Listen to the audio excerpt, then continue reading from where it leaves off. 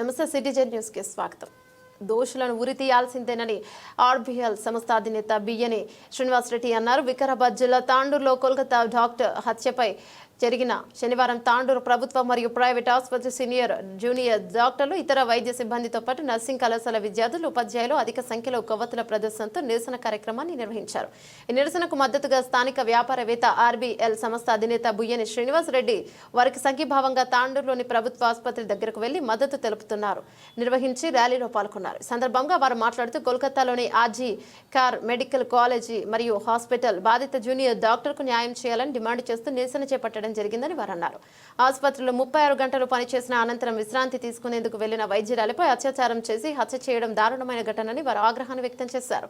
సరైన భద్రతా ప్రమాణాలు లేకపోవడం వలన ఇలాంటి సంఘటనలు జరిగిందని, ఇలాంటి ఘటనలు పునరావృతం కాకుండా ఉండాలంటే బాధ్యులపై వెంటనే వెంబడే ఉరిశిక్ష కఠిన చర్యలు తీసుకోవాలని డిమాండ్ చేశారు.